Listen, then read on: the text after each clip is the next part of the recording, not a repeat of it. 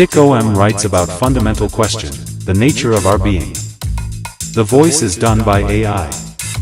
Get the books of Thich Om.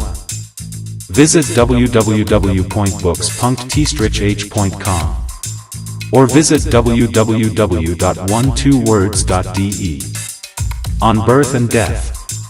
The path of life, a clear matter. In the same way that birth is a joyful, marvelous event in society, death presents itself as dark and tinged with sadness. We see a line, beginning with birth, and ending with a clearly defined death. And as long as our perspective is to see our body as the perfect quintessence of our existence, this is certainly a naive, yet accurate way of describing life. Merely a copying process? The fundamental question arises, who or what we are. Are we really just the product of gene duplication, a DNA copying process, that creates new life, a new body, a new brain? As soon as we approach this matter a little more closely than is usually the case, and examine it more deeply, we see that there is a vast amount more to discover. The cosmos, that is. All universes. Naive arrogance. The nature of our bias regarding our position is completely pervasive.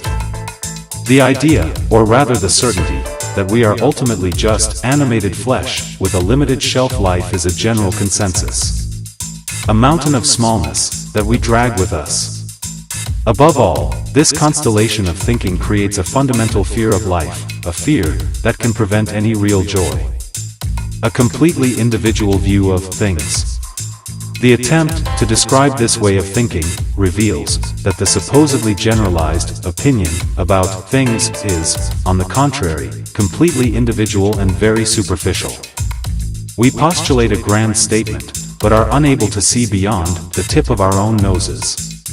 We cling to logical constructs we have created ourselves, which may well be completely wrong at times, and use these fragments, these tiny splinters, to describe our world.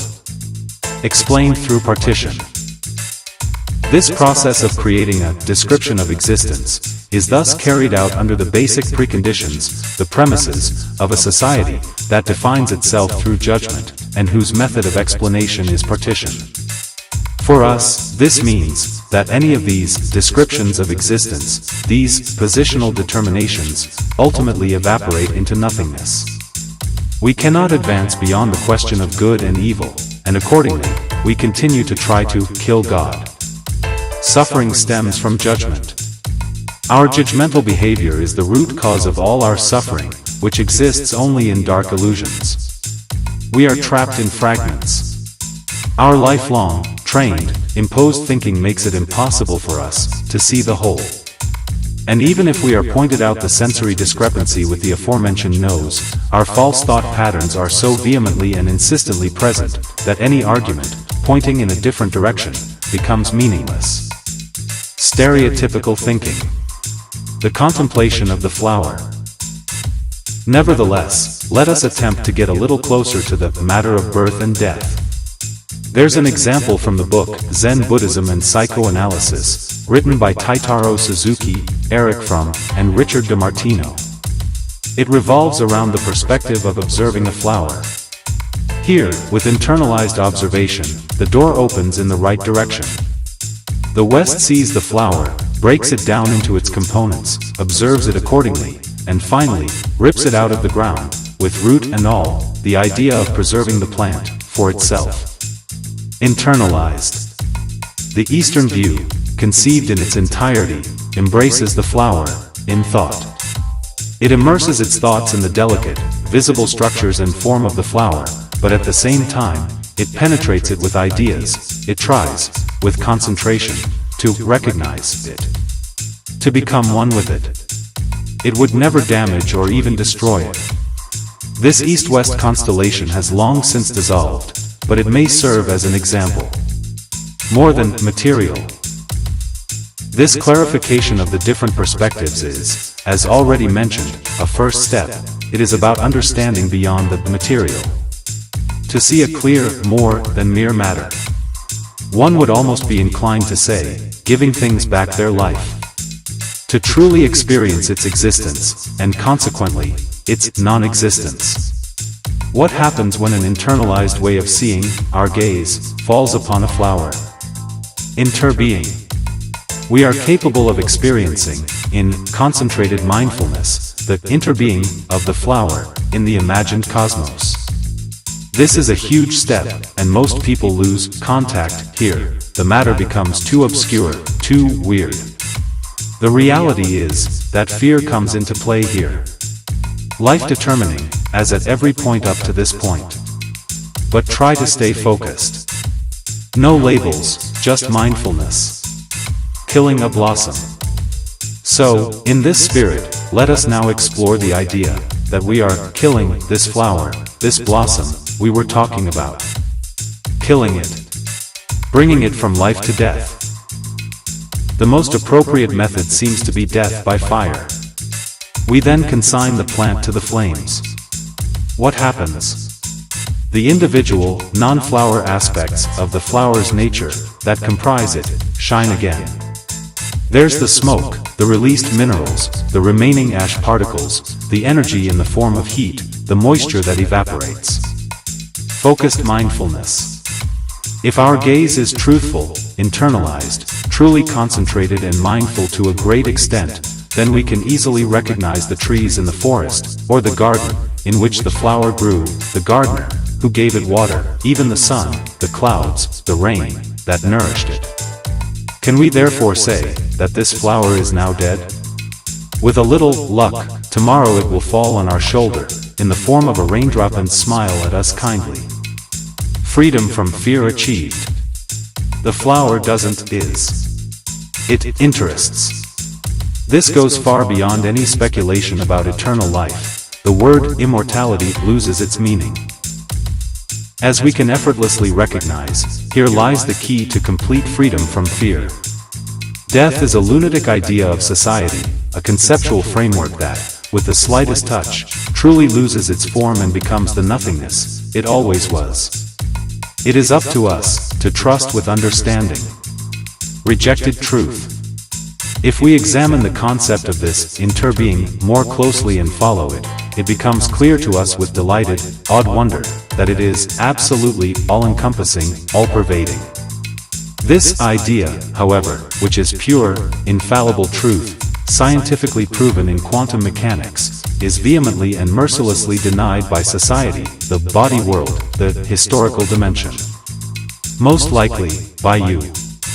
Now. At this very moment. Trivial counterarguments. Our ego-body related logic only allows for a trite, shamefaced, half-spoken, that's not relevant to survival, in our thoughts. This argument is labeled for filing, for the big drawer. We are distracted by our knowledge, by our ego attempt to dismiss what we read as unbelievable, as irrelevant esoteric gibberish. We don't really engage with it. Our fear, that of our ego consciousness, is far too great for that. So immense, that we don't want to name it or recognize it.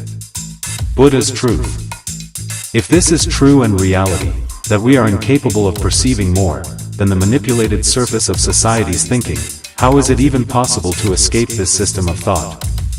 Gautama Buddha recognized the true nature of the earth and humanity some 2,600 years ago. In the writings on breath meditation lies the gracious, tender dissolution of these, our doubts about existence, all such unfounded fears, our compulsive superficiality, that pretends to go deeper. Medical perspective. As a physician, perhaps Paracelsus first put it, a disease can never be cured in the place where it originated.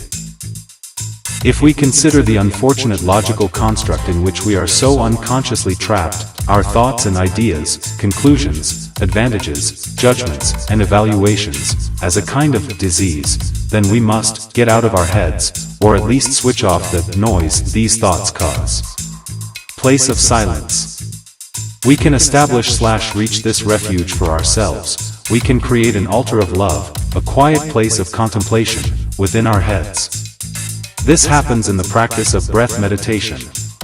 By uniting ourselves with our breath flow in total wholeness, by shaping body and mind into one, we accompany our breath, we will succeed in reaching the now. Empty. It is possible for us to reach a place within ourselves that is completely empty of negativism, as well as positivism. A realm above our thinking where we remain in non-motion, resting in relaxation, gently embraced by a stillness of thought. In a tender openness of ideas and thought processes, we can recognize, in a time-negating, further progression, structures that lead to the dissolution of their fundamental values.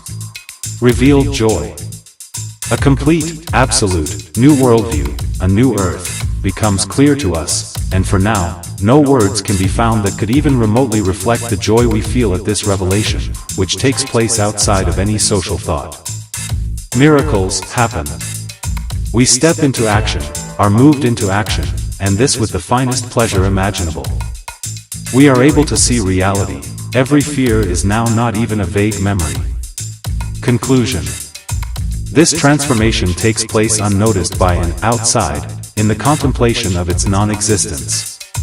The unconditional basis for any fears in life is exposed as an illusion, and a relaxed smile settles over our thoughts.